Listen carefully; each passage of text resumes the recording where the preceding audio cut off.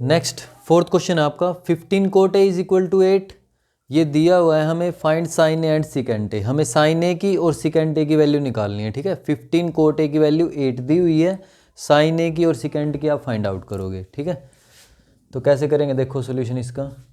हमें गिवन क्या था, 15 cot A is equal to 8, ये हमें गिवन है। तो अब कोट ए के साथ ये 15 मल्टीप्लाई में है, राइट साइड में लेके जाएंगे, डिवाइड में जाएगा। कोट ए की वैल्यू क्या आ जाएगी, 8/15। ठीक है, यहाँ से हमने कोट ए की वैल्यू फाइंड आउट की। अब अगर एक ट्रिग्नोमेट्रिक रेशियो की वैल्यू गिवन है तो हम दूसरे की तो वैल्यू फाइंड आउट कर सकते हैं सभी की। कोट ए को क्या लिख सकते हैं, बी और पी के रेशियो में राइट कर सकते हैं, b/p। तो मीन्स b की वैल्यू क्या है 8 और परपेंडिकुलर की वैल्यू क्या है 15। अब अगर हमारे पास एक राइट एंगल ट्राइंगल गिवन है, ठीक है, और उसमें ये 90 डिग्री का एंगल है, बेस की वैल्यू क्या गिवन है 8 और परपेंडिकुलर की वैल्यू क्या गिवन है 15, तो हम हाइपोटेन्यूज फाइंड आउट कर सकते हैं पाइथागोरस थ्योरम का यूज करके। h² is equal to p² plus b²। Hypotenuse की जगह h ही रखो, h² is equal to perpendicular की वैल्यू क्या है 15, तो ये 15 का स्क्वायर हो जाएगा। बेस की वैल्यू क्या है 8 का स्क्वायर हो जाएगा। तो h² इज इक्वल टू 15 का स्क्वायर करेंगे क्या आ जाएगा 225, और बेस का स्क्वायर करेंगे क्या आ जाएगा 8 का स्क्वायर करेंगे 64। तो 225 में 64 ऐड करेंगे, ये आ जाएगा 289। ठीक है, 289 हो जाएगा। h² किसका स्क्वायर होता है 289, 17 का, तो h की वैल्यू क्या आ जाएगी 17। ठीक है, अब हाइपोटेन्यूज की वैल्यू भी निकाल ली, बेस की वैल्यू भी पता है, परपेंडिकुलर की वैल्यू भी पता है। तो अब यहाँ से हम साइन ए और सिकेंट ए निकाल सकते हैं। साइन ए की वैल्यू क्या होती है, किस किस के रेशियो में राइट कर सकते हैं इसको, p/h, p और h के रेशियो में राइट कर सकते हैं। साइन ए की वैल्यू p/h, परपेंडिकुलर कितना गिवन है, p की वैल्यू 15 और h की वैल्यू कितनी निकाल ली है 17, तो 15/17 आ जाएगा साइन ए। ऐसे ही सिकेंट ए, सिकेंट ए की वैल्यू कैसे निकाल लेंगे, सिकेंट क्या होता है कोस का उल्टा, कोस हमारे पास b/h होता है, तो सिकेंट क्या हो जाएगा h/b, h और b का रेशियो आएगा। कोस का उल्टा होता है ना, ये रेसिप्रोकल होता है कोस का, कोस की वैल्यू b/h होती है, तो सिकेंट की वैल्यू h/b आ जाएगी। अब h की वैल्यू क्या गिवन है हमें 17 और b की वैल्यू क्या गिवन थी 8, तो 17/8। तो इस साइन ए की वैल्यू 15/17, सिकेंट की 17/8। Next question number 5, secant theta is equal to 13/12। Secant की वैल्यू गिवन है 13/12। Calculate all other trigonometric ratios. तो हमें जो बचे हुए ट्रिग्नोमेट्रिक रेशियोज हैं, sine, cosecant, tan, cos, cot, इनकी वैल्यू फाइंड आउट करनी है। ठीक है, तो सबसे पहले यहाँ से देखो कैसे करते हैं इसका सोल्यूशन। सिकेंट थीटा की वैल्यू क्या गिवन थी 13/12। तो सिकेंट को किसके रेशियो में राइट कर सकते हैं हम, कोस का उल्टा होता है ना, अभी पिछली वीडियो में पिछले क्वेश्चन में बताया मैंने। तो ये हो जाएगा, कोस क्या होता है b/h, तो ये क्या हो जाएगा h/b। ठीक है, सिकेंट किस किस का रेशियो होता है h और b का, हाइपोटेन्यूज और बेस का। अब h की वैल्यू 13 लें और b की वैल्यू 12 लें, तो हम परपेंडिकुलर फाइंड आउट कर सकते हैं। मान लो आपको एक ट्राइंगल गिवन है और उसमें h की वैल्यू 13 है, हाइपोटेन्यूज 13 है और बेस की वैल्यू 12 है, हमें परपेंडिकुलर फाइंड आउट करना है। तो पाइथागोरस थ्योरम यूज करोगे, h² is equal to p² plus b²। Hypotenuse कितना है 13 का स्क्वायर हो जाएगा, परपेंडिकुलर हमें निकालना है, उसको एज इट इज रखो, प्लस बेस कितना है 12 का स्क्वायर हो जाएगा। ठीक है, ये 13 का स्क्वायर करेंगे, 13 इंटू 13 169, p का स्क्वायर करेंगे, p² एज इट इज रहेगा ये, प्लस 12 का स्क्वायर करेंगे, 12 इंटू 12 144 हो जाएगा ये। अब ये प्लस का 144 है, इसकी साइड चेंज करेंगे तो इसका साइन चेंज हो जाएगा, 169 प्लस 144 था, तो इस साइड आएगा ये माइनस 144 हो जाएगा। ठीक है, और हमारे पास राइट साइड में क्या बचेगा p²। 169 में से 144 माइनस करेंगे, 9 माइनस 4 5, 16 माइनस 14 2 आ जाएगा। ठीक है, तो 25 हो जाएगा, इज इक्वल टू p²। किसका स्क्वायर होता है 25, 5 का, तो p की वैल्यू क्या आ जाएगी 5। ठीक है, अब हमें p भी पता है, h भी पता है और b भी पता है, तो अब हम सभी वैल्यूज इसमें ट्रिग्नोमेट्रिक रेशियोज में पुट करेंगे इनमें।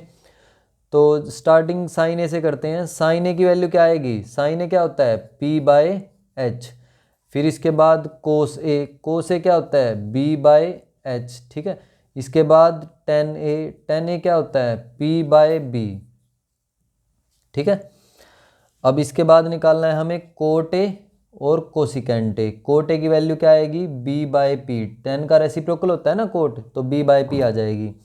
और ऐसे ही हमें कोसिकेंट ए की निकालनी है। कोसिकेंट क्या होगा, एच बाई पी। साइन का रेसिप्रोकल हो जाता है तो ये आ जाएगा एच बाई पी। ठीक है, अब इन सभी में वैल्यू पुट कर दो आप। साइन ए की वैल्यू पी बाई एच है, तो पी क्या है 5 और एच कितना है 13, तो एच की जगह क्या रख दोगे 13, तो ये साइन ए की वैल्यू आ जाएगी 5/13। कोस ए की value B by H, base कितना है 12, बी की वैल्यू 12 और हाइपोटेन्यूज कितना है हमारा 13, तो ये आ जाएगी 12/13। ठीक है, वैसे भी कोस सिकेंड का रेसिप्रोकल होता है, ये 13/12 है तो इसकी वैल्यू 12/13।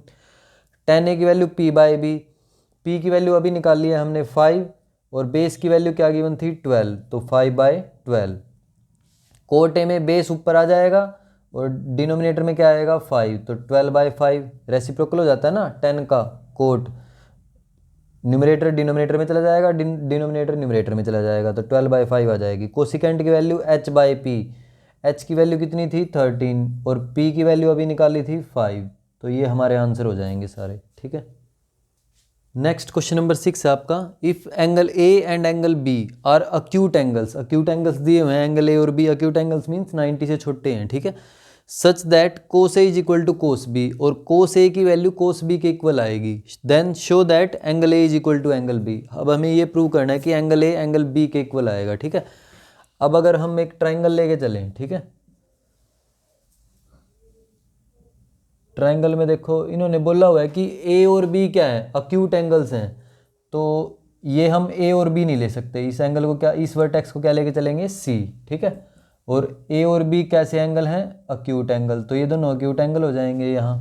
ठीक है, तो ये राइट एंगल ट्राइंगल है। अब हमें क्या दिया हुआ है, cos A is equal to cos B, ये हमें गिवन था cos A is equal to cos B. ठीक है, अब यहाँ से कोस का फॉर्मूला क्या होता है बी बाई एच। ठीक है, ये याद रखो, कोस क्या होता है, किस किस के रेशो में राइट कर सकते हैं इसको, बी और एच के में, बी और एच के रेशो में राइट कर सकते हैं कोस को। तो कोस ए की जब बात करेंगे, ए एंगल का यूज कर रहे हैं कोस ए में, तो ए के सामने क्या आएगा परपेंडिकुलर, मीन्स ये क्या हो जाएगा बेस, हमें बेस चाहिए ना ऊपर, बेस की वैल्यू निकाल रहे हैं कोस ए के लिए, कोस ए की वैल्यू फाइंड आउट कर रहे हैं, तो ए एंगल का अगर यूज करेंगे तो ये परपेंडिकुलर आएगा, तो मीन्स ए सी क्या हो जाएगा बेस। ठीक है, ये आ जाएगा हमारा बेस। अब हमें नीचे क्या चाहिए हाइपोटेन्यूज। ठीक है, हाइपोटेन्यूज तो क्या रहेगा A B, A C by A B. यहाँ से अब कोस बी की वैल्यू निकालो, कोस बी में बी एंगल का यूज कर रहे हैं तो इसके सामने परपेंडिकुलर, मीन्स बेस क्या आएगा बी सी, तो बेस हमारा बी सी आ जाएगा और हाइपोटेन्यूज क्या आएगा ए बी। ठीक है, क्लियर है सभी को। कोस ए की वैल्यू निकाल ली है हमने, कोस मीन्स बेस बाय हाइपोटेन्यूज, तो बेस क्या आएगा, जब ए एंगल का यूज करेंगे तो ये परपेंडिकुलर, तो ये बेस हो जाएगा ना ए सी, तो इसलिए हमने ए सी यूज किया। और जब कोस बी निकालेंगे तो बी एंगल का यूज करें, मीन्स ये परपेंडिकुलर हो जाएगा, तो ये बेस आएगा बी सी, तो इसलिए हमने न्यूमरेटर में बी सी राइट किया है। ठीक है, अब अगर हम क्रॉस मल्टीप्लाई कर दें या इस ए बी को यहाँ लेके जाएं, मल्टीप्लाई में जाएगा, ए बी से ए बी कैंसिल हो जाएगा, तो इनको यहीं कट कर देते हैं। ठीक है, अब हमारे पास क्या बचेगा, this implies that A C is equal to B C, A C और बी सी इक्वल आ जाएंगी, तो ए सी साइड और बी सी साइड ये दोनों साइड इक्वल हैं, तो this implies that A C और बी सी अगर इक्वल हैं तो ये दोनों एंगल भी इक्वल आएंगे, angle A equal to angle B, क्योंकि ए सी के अपोजिट में कौन सा एंगल है एंगल बी, तो एंगल बी ए सी के अपोजिट में और बी सी के अपोजिट में कौन सा एंगल है एंगल ए, तो बी और ए ये दोनों एंगल भी इक्वल आ जाएंगे, यही प्रूव करना था हमें। ठीक है, ये क्यों इक्वल आए हैं, रीजन भी लिख सकते हो आप बाद में, बिकॉज एंगल्स, लास्ट में बता दो कि रीजन लिख दो आप कि एंगल बी और एंगल ए क्यों इक्वल हुए हैं, angles opposite to equal sides, angles opposite to equal sides are always equal. ठीक है, आर ऑलवेज इक्वल, ये आप रीजन राइट कर दोगे कि जो इक्वल साइड्स होती है ना उनके अपोजिट में जो एंगल आएंगे वो भी इक्वल आएंगे। ये दोनों अपोजिट साइड थी तो इनके अपोजिट, ये दोनों इक्वल साइड थी ना, इनके अपोजिट में जो एंगल आएंगे, इस साइड के अपोजिट में एंगल बी था, इस साइड के अपोजिट में एंगल ए था, तो ये दोनों एंगल भी क्या हो जाएंगे इक्वल, तो angle B is equal to angle A. Next question number 7, cot theta की वैल्यू 7/8 गिवन है और हमें इवेलुएट इनकी वैल्यू निकालनी है 1 + sin theta multiply by 1 - sin theta 1 + cos theta multiply by 1 - cos theta. First part में इसकी वैल्यू और सेकंड में कोट स्क्वायर थीटा की, ठीक है। तो सबसे पहले हमें साइन, कोस और कोट की वैल्यू निकालनी पड़ेगी क्योंकि ये टर्म्स यूज़ हो रही है ना, ये ट्रिग्नोमेट्रिक रेशियोज हम यूज़ करेंगे, ठीक है। इस हमें सोल्व करने के लिए फर्स्ट और सेकंड पार्ट को सोल्व करना है अगर, तो साइन, कोस और कोट की वैल्यू फाइंड आउट करनी पड़ेगी। अब हमें कोट थीटा क्या गिवन था 7/8। कोट किस किस के रेशियो में राइट कर सकते हैं कोट को, b/p, बेस और परपेंडिकुलर के रेशियो में। तो b और p तो हमें पता है। अब अगर हमें हाइपोटेन्यूज निकालना है तो क्या करेंगे, h² = p² + b², Pythagoras theorem use करेंगे। h तो हमें पता नहीं है तो उसको एज इट इज राइट करेंगे। परपेंडिकुलर p की वैल्यू क्या है 8, p की वैल्यू 8 लेके चलते हैं। p² = b की वैल्यू क्या है 7² ठीक है। तो h² = 8 का स्क्वायर करेंगे 64 आ जाएगा और 7 का स्क्वायर करेंगे 49, ठीक है।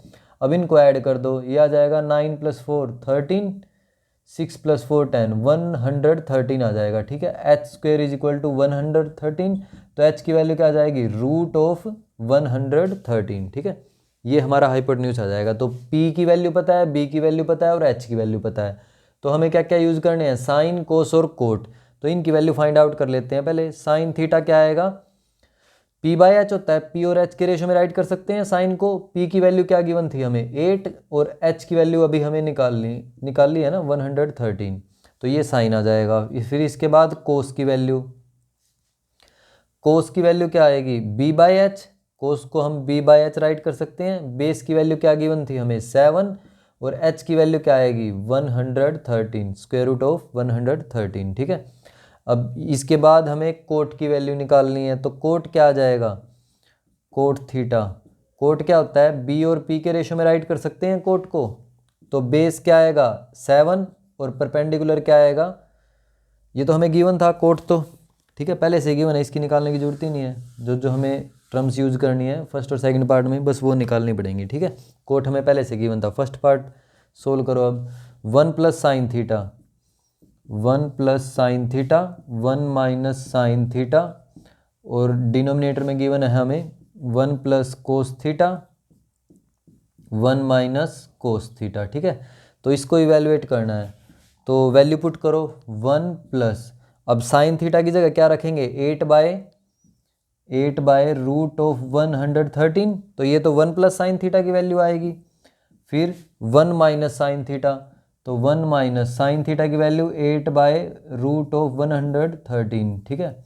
और नीचे 1 + cos theta, 1 + cos theta, cos theta की वैल्यू क्या थी 7/√113, 7/√113, ठीक है। और यहाँ 1 - cos थीटा, 1 - cos थीटा की वैल्यू 7/√113, ठीक है। अब ये वैल्यूज आई हैं तो इनको सोल्व करोगे। अब इसको सोल्व करेंगे क्या आ जाएगा, देखो ऊपर a + b, a - b, तो ये क्या हो जाएगा a² - b², a की वैल्यू 1 है ना, a + b, आइडेंटिटी यूज़ कर रहे हैं, a + b, a - b, तो a + b × a - b क्या आएगा a² - b² मीन्स 1 का स्क्वायर हो जाएगा बीच में माइनस, और फिर 8/√113 का स्क्वायर हो जाएगा, ठीक है। और नीचे क्या आएगा a + b, a - b, a² - b², means 7/√113 का स्क्वायर हो जाएगा, ठीक है। अब इनको सोल्व करो, यहाँ ऊपर कर रहा हूँ मैं, ठीक है। तो 1 का स्क्वायर क्या जाएगा 1 माइनस 8 का स्क्वायर क्या जाएगा 64, और 113 √113 है उसका स्क्वायर करेंगे, रूट से स्क्वायर कैंसिल हो जाएगा, क्या बचेगा 113, ठीक है। जो ये रूट था ना इससे ये स्क्वायर कैंसिल, सिर्फ 113 बचेगा। और नीचे क्या बचेगा, डिनोमिनेटर में 1 का स्क्वायर करेंगे 1, फिर बीच में माइनस का साइन लगाएंगे, 7 का स्क्वायर करेंगे 49, और नीचे रूट से ये स्क्वायर कैंसिल, क्या बचेगा 113, ठीक है। अब इसको हम एलसीएम लेके सोल्व कर सकते हैं। तो एलसीएम लेंगे क्या आ जाएगा, 1 के नीचे 1 राइट कर सकते हैं, 113 की 1 से मल्टीप्लाई करेंगे 113 माइनस 64, और नीचे डिनोमिनेटर में 113, ठीक है। अब इस 113 की 1 के साथ मल्टीप्लाई करेंगे 113 माइनस ये आ जाएगा 49, और नीचे क्या आ जाएगा 113, ठीक है। ये 113 से 113 कैंसिल हो जाएगा। 113 में से 64 माइनस करेंगे, ये आ जाएगा 13 माइनस 4 9 एंड 10 माइनस 6 4 49, 13 माइनस 9 4 और 11 10 माइनस 4 6, तो 49/64 ये आ जाएगा हमारा फर्स्ट पार्ट का आंसर। सेकंड पार्ट में क्या करना है, कोट स्क्वायर थीटा की वैल्यू निकालनी है। तो कोट स्क्वायर थीटा क्या आएगा, कोट स्क्वायर थीटा, जो कोट थीटा की वैल्यू है उसका स्क्वायर कर दोगे, 7/8 थी, इसका स्क्वायर करेंगे, 7 का स्क्वायर क्या आ जाएगा 49 और 8 का स्क्वायर क्या आ जाएगा 64, ठीक है। तो ये हमारा सेकंड पार्ट का आंसर हो जाएगा।